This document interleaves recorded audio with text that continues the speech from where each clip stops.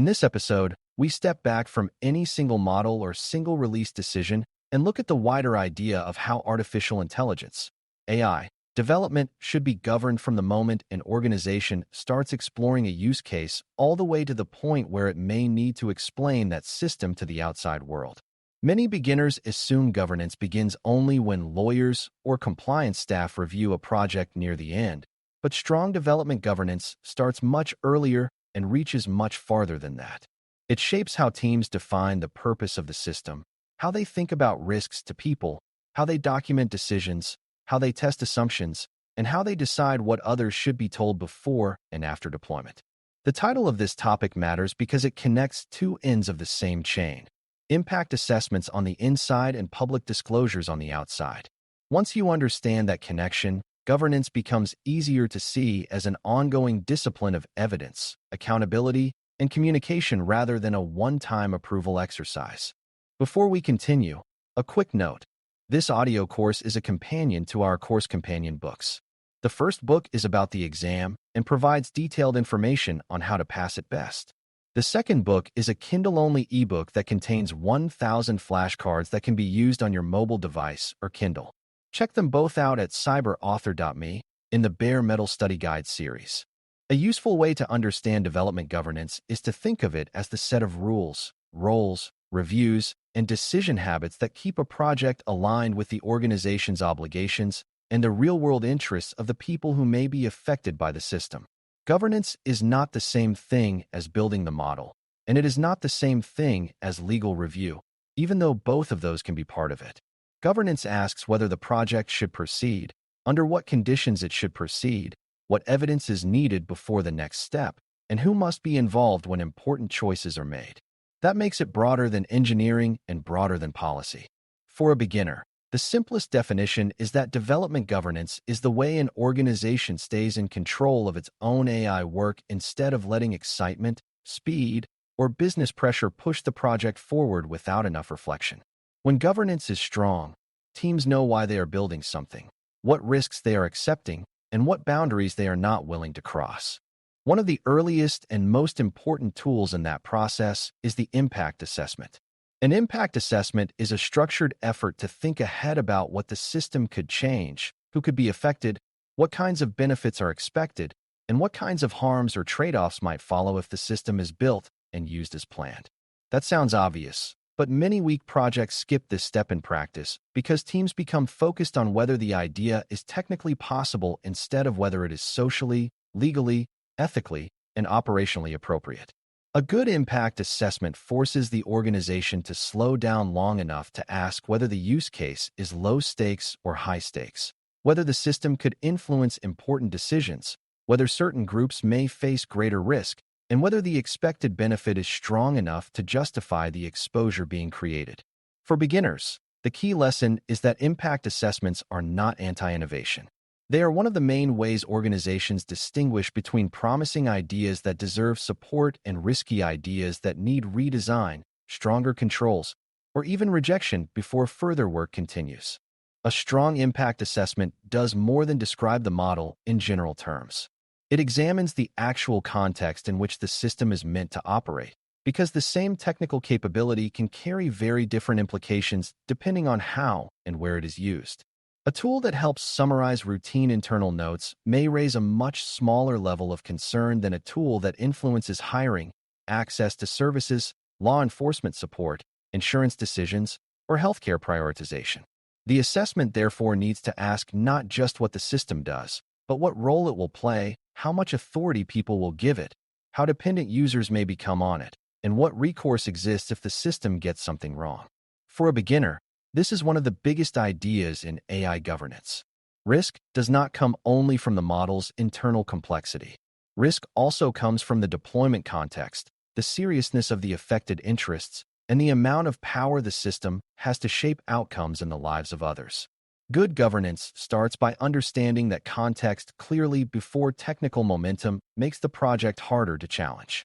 Impact assessments also help organizations identify the assumptions hiding inside the project.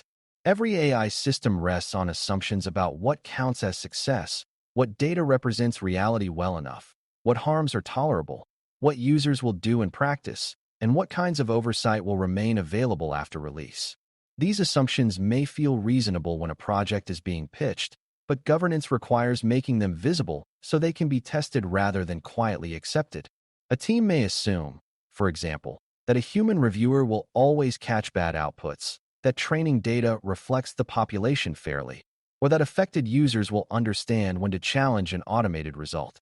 An impact assessment brings those beliefs into the open and asks whether there is real evidence behind them.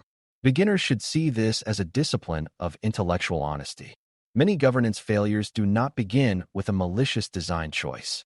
They begin with unexamined assumptions that seemed harmless early in development and later became the basis for avoidable harm once the system entered real workflows and started influencing real decisions. Once the organization has identified likely impacts and key assumptions, development governance depends heavily on documentation. Documentation may not sound exciting, but it is one of the main ways accountability survives beyond a single meeting or a single enthusiastic project team. Good documentation records the purpose of the system, the problem it is meant to solve, the data categories involved, the decisions made about acceptable use, the concerns raised during review, the limits already known, and the conditions attached to moving forward. This matters because AI projects often evolve over time. New people join, business goals shift, features expand, and early caution can fade if it is not preserved in a form others can see and challenge later. For a beginner, a practical way to think about documentation is as the memory of governance.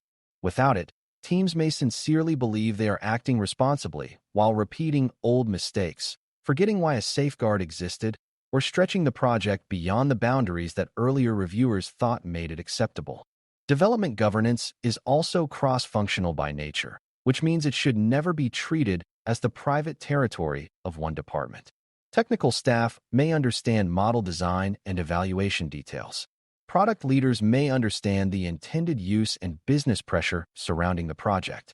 Legal and compliance teams may understand duties related to fairness, transparency, records, and disclosure. Privacy and security specialists may understand data handling risks, access concerns, and abuse paths. Operational leaders may know how the system is likely to be used under real workload conditions instead of ideal assumptions. Each of these views matters because AI risk is rarely confined to one layer of the project. For beginners, the lesson is that governance is strongest when it gathers these perspectives early enough to shape development choices, not just late enough to criticize them. A cross-functional process helps the organization ask better questions, challenge convenient assumptions, and build a clearer picture of whether the project deserves to keep moving toward deployment. As development continues, governance usually appears through checkpoints or review moments that ask whether the project still satisfies the conditions required for progress. A project may pass an early impact review and still fail a later review once teams understand the data quality is weaker than expected or the intended use has expanded into a more sensitive setting. That is one reason mature organizations do not treat early approval as a permanent green light. They revisit the project as evidence improves or new concerns emerge. These checkpoints may happen when the use case is first proposed, when data is selected, when a model approach is chosen, when evaluations are completed, and when release or pilot decisions are made. For a beginner, these review points are important because they show governance is not merely a document, but a sequence of decisions. At each stage, the organization is asking whether the project still deserves support, whether controls remain adequate, and whether the understanding of risk has changed enough to justify delay, redesign, or a stricter set of operating conditions. Data governance is one of the clearest examples of how development governance becomes practical. Before an organization can responsibly build or adapt an AI system, it needs to understand where its data came from, what kind of data it is, how well it represents the intended context, what quality problems it contains, and whether its use matches the obligations and expectations attached to it. Data can be incomplete, outdated, biased, overly broad, poorly labeled, or disconnected from the real conditions of deployment, and each of those weaknesses can distort the system in ways that later show up as unfairness, inaccuracy, brittleness, or loss of trust. For a beginner, It is helpful to remember that AI systems do not discover wisdom out of nowhere. They learn patterns from the information made available to them, and those patterns will reflect the strengths and weaknesses of that information. Governance during development, therefore, includes deciding whether the data is appropriate, proportionate, and defensible for the specific use case instead of assuming that more data automatically means better outcomes. Governance also shapes model and system design choices, not just the data flowing into the project. Teams may need to consider whether a simpler or more constrained system would be easier to supervise, whether human review should remain central to certain decisions, whether the chosen approach can be explained well enough for the context, and whether the level of automation matches the seriousness of the task. A more complex model is not always a better governed model, especially if the organization cannot adequately explain its limits, test its behavior, or control the consequences of failure. For a beginner, this point matters because AI development is full of temptation to choose the most impressive capability rather than the most appropriate one. Governance asks a more disciplined question. What level of capability is needed for the problem at hand? And what design choices make the system easier to justify, monitor, and challenge over time? That question pushes teams toward proportionality, which means the design should match the real need and risk of the use case instead of chasing unnecessary complexity. Testing and evaluation are another major part of development governance, but governance expects more than a strong average score. Teams need to ask how the system behaves under varied conditions, where it becomes unreliable, whether certain groups or situations experience worse outcomes, how easily the system can be misused, and whether safeguards actually work when the system is stressed. A model that looks strong in a narrow benchmark may still be poorly governed if its evaluation never examined the conditions most likely to matter in production. Good governance therefore ties testing back to the impact assessment and the intended use rather than treating evaluation as a generic math exercise.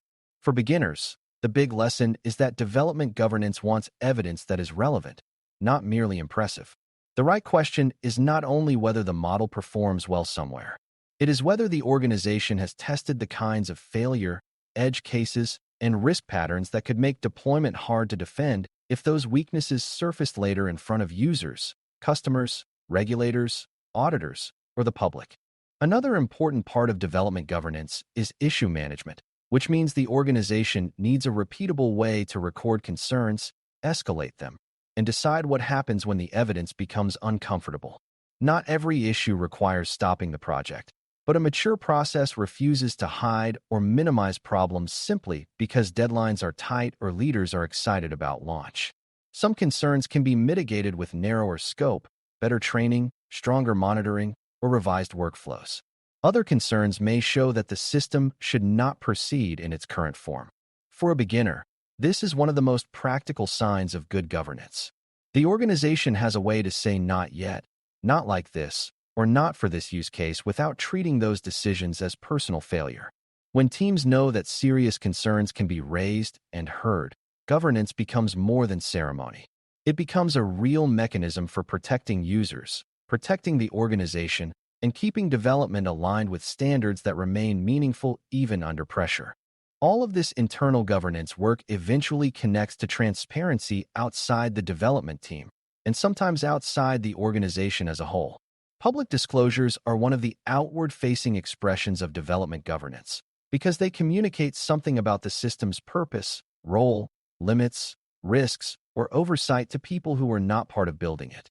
Depending on the context, public disclosure might mean telling users that they are interacting with AI, explaining the role of automation in a service or decision, describing high-level safeguards, or sharing information required by law, contract, policy, or ethical commitment.